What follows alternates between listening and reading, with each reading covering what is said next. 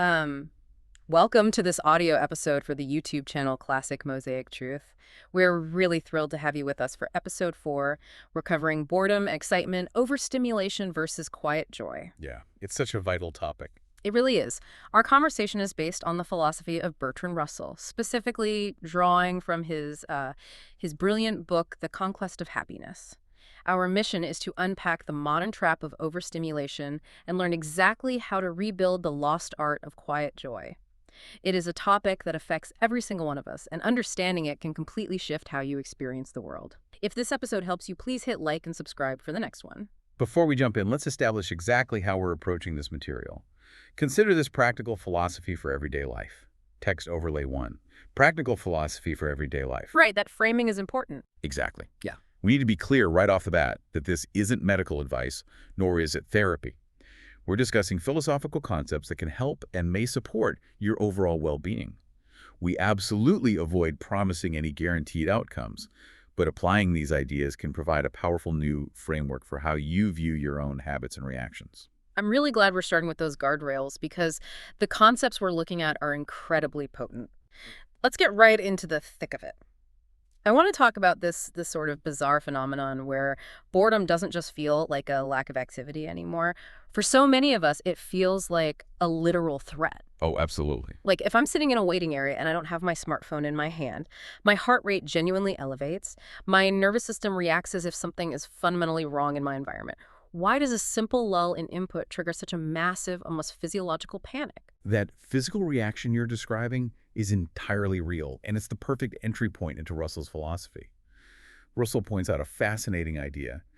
Humanity has grown absolutely terrified of a natural state. Your brain is a highly adaptive prediction machine. When you feed it a continuous, high-volume diet of notifications, fast-paced videos, and breaking news, it calibrates to an extreme level of input. So it just gets used to the noise. Precisely. It begins to expect a constant barrage of data to process.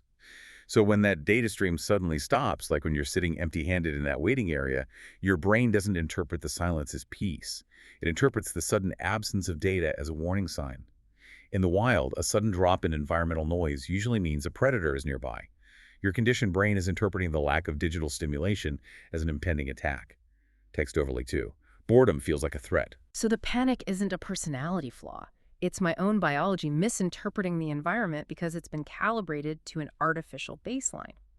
That makes so much sense, but it also sounds incredibly exhausting. If my brain is treating a quiet room like a tiger in the bushes, no wonder I feel completely drained. It is draining. And what's fascinating here is how that flight from boredom inevitably leads us straight into the arms of overstimulation. Excitement, which should be a pleasant occasional experience, can become a severe dependency. Russell uses a brilliant analogy for this. He compares it to a morbid craving for pepper. Pepper, like the spice. Exactly. Imagine someone who puts so much pepper on their food that their taste buds become entirely desensitized.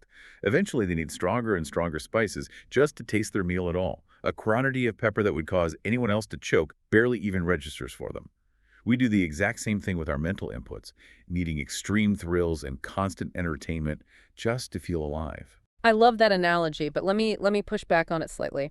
The person shaking pepper onto their food is making an active choice. In our current environment, the pepper is built into the infrastructure of our lives. My job requires me to be plugged into communication channels. My social circle organizes gatherings through group chats.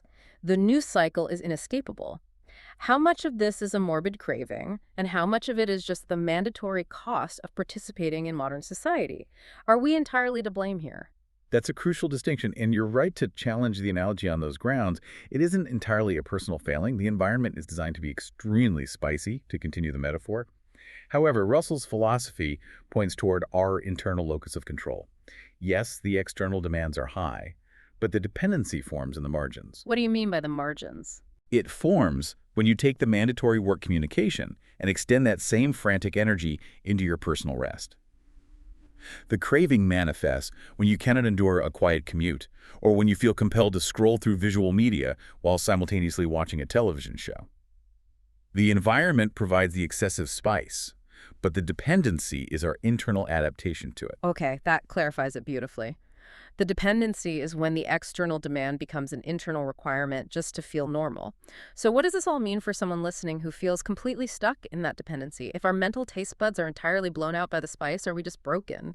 Is the capacity to sit still and be content permanently erased from our hard drives? Not at all. And this is where Russell's philosophy becomes profoundly hopeful. The ability to experience quiet joy is a skill you can rebuild. It is not some magical innate talent that is lost forever once you start engaging with high-stimulus technology. Think of it like a muscle. Your quiet joy muscle has simply atrophied from lack of use, while your overstimulation muscle is incredibly bulky and overworked. Text overlay 3. Quiet joy is a skill you rebuild. I find that incredibly reassuring. It's a matter of physical therapy for the attention span, not a terminal diagnosis. But to rebuild that muscle, we have to understand the specific traps we're falling into. Let's look at the core architecture of this overstimulation. The biggest culprit seems to be this endless pursuit of the new, the next video, the next purchase, the next trending topic. We are constantly swiping, thinking that the very next piece of content will finally satisfy us. You're touching on the fundamental engine of the stimulation trap. The core issue is the novelty problem. We believe that adding more novel experiences will accumulate into a deeply satisfying life. But constant novelty actually reduces your overall satisfaction. Psychologists and behavioral economists refer to this mechanism as the hedonic treadmill. The hedonic treadmill. Yes, you are running endlessly, putting in tremendous effort to chase the next thrill, but you're getting absolutely nowhere in terms of lasting contentment. Text overlay 4. Constant novelty reduces your true satisfaction. Let's really unpack that hedonic treadmill concept, because I think it's the invisible force driving so much modern anxiety. When I hear the word treadmill, I picture expending massive amounts of energy just to remain stationary. How does that map onto our consumption of entertainment and excitement? It maps perfectly. The underlying mechanism is human adaptation.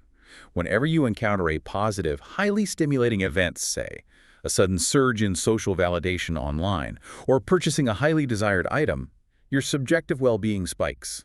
You feel a rush. But very quickly, your baseline expectations adjust upward to incorporate that new stimulus. So the thrill just fades. Exactly. The novelty wears off, and the stimulus that just brought you immense joy becomes your new, ordinary normal. To feel that exact same rush again, you cannot just repeat the identical action. You must find something even more novel, even more extreme. So it's a game you literally cannot win. The harder you play, the higher the required score just to avoid feeling miserable. It reminds me of building a tolerance to a substance. And because we are sprinting on that treadmill, dropping the speed down to 0 suddenly feels terrifying. When we try to sit still, the quiet feels completely empty. I've heard people say that meditating or sitting in nature just feels like staring into a void. That sensation of the void is incredibly common, but it's crucial to understand that it is an illusion of emptiness. The quiet feels barren to us solely because our attention is untrained, not because the quiet itself lacks value. When you are accustomed to jagged surprises, rapid cuts in video editing, and massive spikes of emotional narrative, the subtle, gentle inputs of a quiet environment do not register on your sensory radar. It's like walking out of a stadium rock concert and stepping into a quiet forest. Your ears are ringing so loudly from the bass amplifiers that you literally cannot hear the wind in the trees or the birds. You might look around the forest and think there is nothing happening here, but the reality is that the forest is teeming with subtle activity. Your sensory receptors are simply blown out. That is a phenomenal comparison. You sit in a silent room or take a walk in nature, and because there are no flashing lights, dramatic sound effects, or manufactured controversies, your brain misinterprets the absence of extreme stimuli as an absence of everything. Your attention is so tightly coiled around high-amplitude input that low-amplitude reality appears invisible. Which leads to a tragic modern mistake. We confuse genuine peace with boredom. We have literally forgotten what stillness feels like. When your mind finally achieves a state of calm, instead of recognizing it as peace, your conditioned brain sounds the alarm we discussed earlier and labels that calm mind as a bored mind. You panic, reach into your pocket for a device, and immediately destroy the very peace you actually crave. Text overlay 5.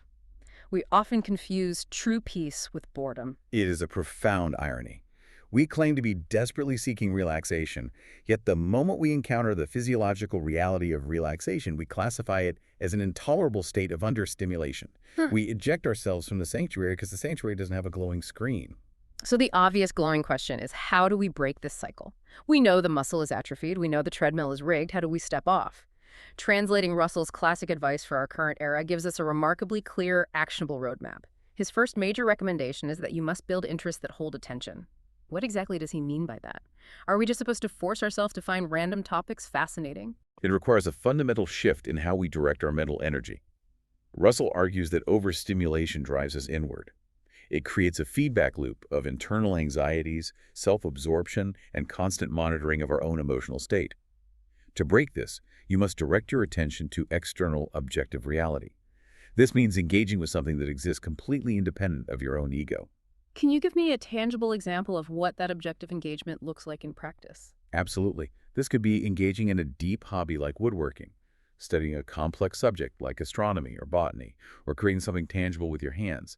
The material you are working with, the wood, the soil, the stars, does not care about your internal anxiety. It operates by its own physical laws.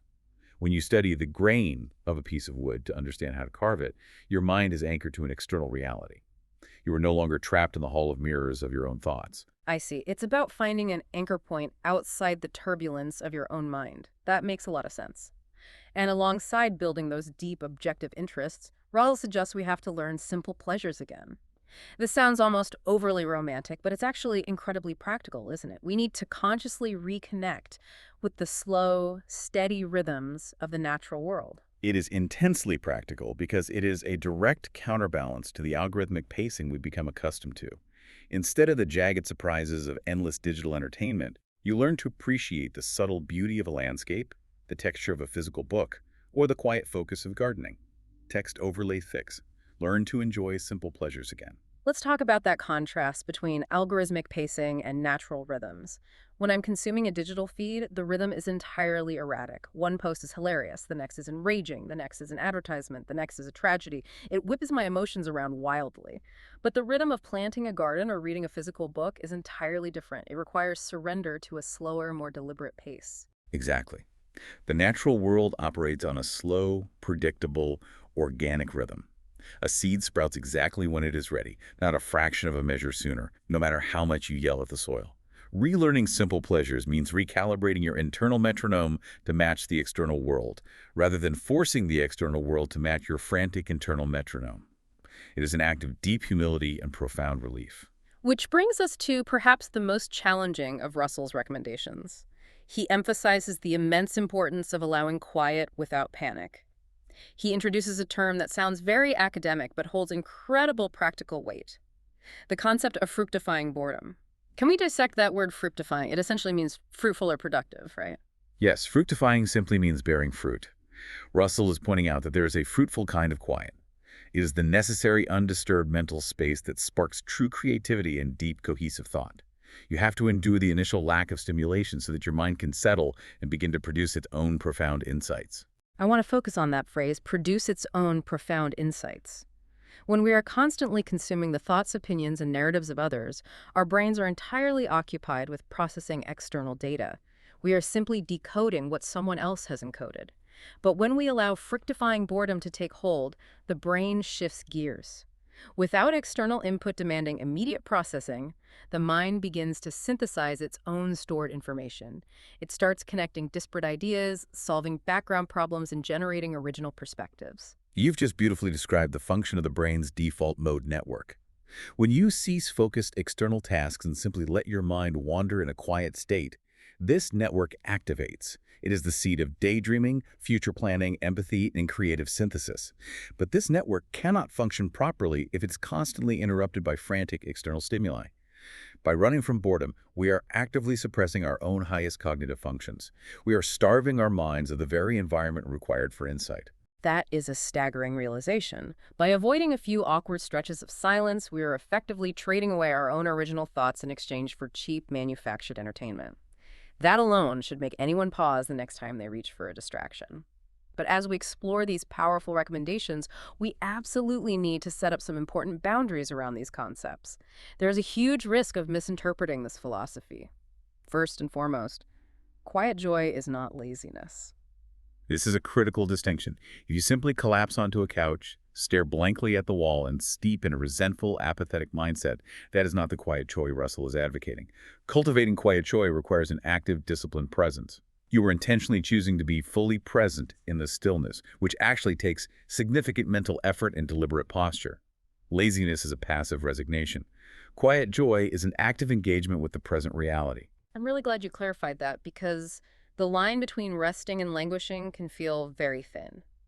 The second major guardrail we need to establish concerns how we view enjoyment itself. We are not suggesting you must eliminate all joy, thrill, or excitement from your life. Nobody is asking you to become an ascetic monk who only stares at gray walls. Excitement is perfectly fine when chosen.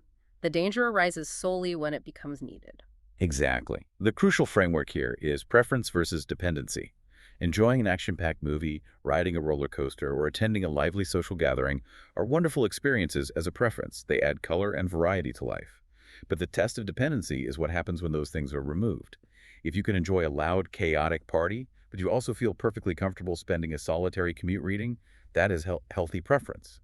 But when you absolutely cannot endure a solitary space without a loud distraction blaring in your ears, that is a dependency. So the goal isn't to flatten the landscape of your life into a featureless plain. It's to ensure you can navigate the quiet valleys just as comfortably as you climb the exciting peaks. And that brings us to the most empowering shift in perspective of this entire discussion. Realizing that boredom is merely a signal, not a verdict on your life. Text overlay 7. Boredom is a signal, not a verdict. It is incredibly common to interpret the onset of boredom as a massive personal failure. People think, I am bored, therefore my life is meaningless, my choices are wrong, and my current situation is unbearable. We assign massive existential weight to a simple neurological fluctuation. I think we've all fallen into that trap. We treat boredom like a judge banging a gavel declaring us guilty of living a dull existence. But Russell suggests we should view it simply as a dashboard indicator light. When a light blinks on your car's dashboard, you don't panic and assume the car is a total failure. You recognize it's just telling you to check the oil or adjust the tire pressure. Boredom is just a light on your internal dashboard. It is telling you to engage meaningfully with the world, not acting as a punishment that you must flee from at all costs. Viewing it as a signal removes the panic. It allows you to calmly assess the situation and ask, what kind of meaningful engagement am I lacking right now? Do I need to pivot to an objective interest? Do I need to step outside and connect with a natural rhythm? It transforms a perceived threat into a useful navigational tool. To make this entirely concrete, let's break down 3 practical examples of how this dynamic between stimulation, boredom, and quiet joy plays out in daily life.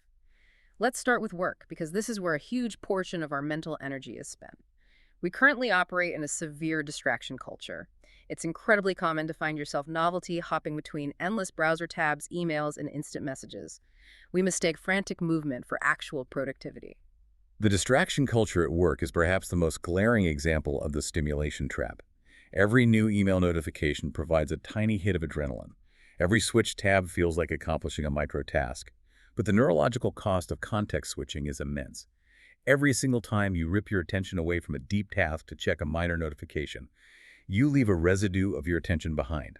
Your brain becomes fragmented, exhausted, and ultimately incapable of deep, sustained thought. I see that happening constantly, both in myself and in the people around me. You end the shift feeling entirely drained, yet you look back and realize you accomplished nothing of substance. You just ran on the treadmill. The solution Russell's philosophy points toward is to practice focused intervals of deep work.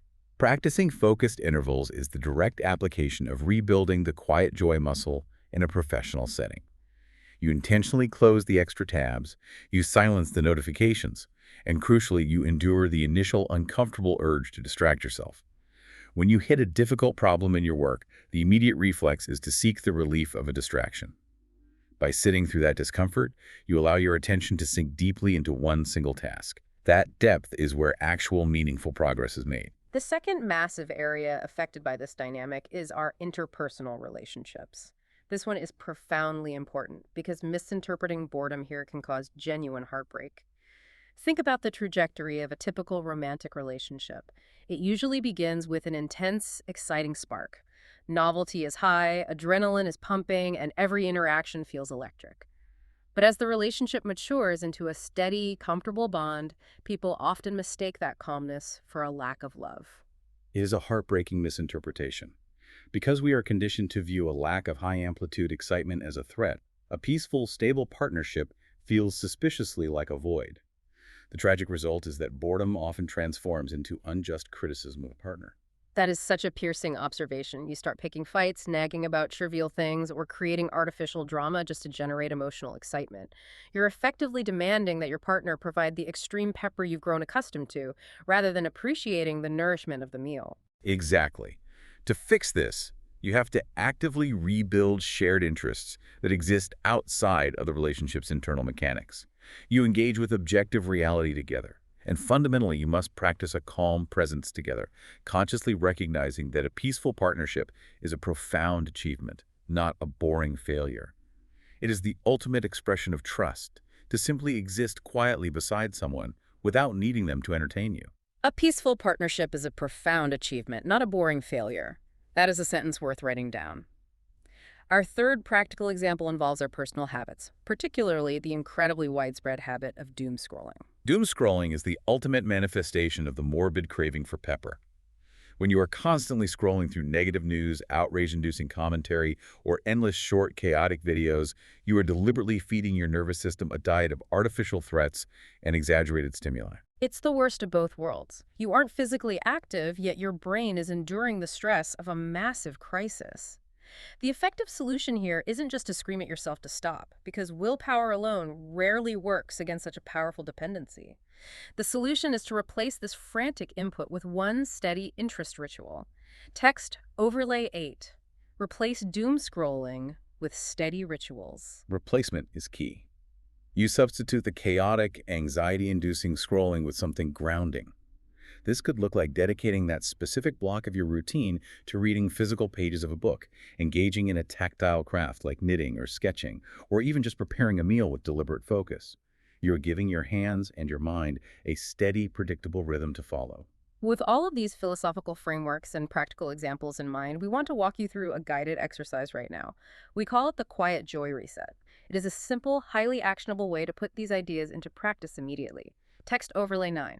Try the Quiet Joy Reset today. We will guide you through this framework step by step. You don't need any special equipment or massive preparation. First, pause and soften the body. Before you try to wrangle your mind, address your physical posture. Deliberately relax your shoulders away from your ears, unclench your jaw, and let your physical form release accumulated tension. The mind takes cues from the body. A rigid body signals threat, while a soft body signals safety. Next, name what you are trying to escape. Be honest with yourself. Acknowledge the uncomfortable feeling, the subtle anxiety, or the specific task avoidance that is driving your urge to seek out a loud distraction. Simply naming it strips away much of its hidden power. Then, put the phone away for a short block. Physically remove it from your immediate line of sight. Place it in a drawer, on a high shelf, or in another room to completely eliminate the visual cue of your primary distraction device.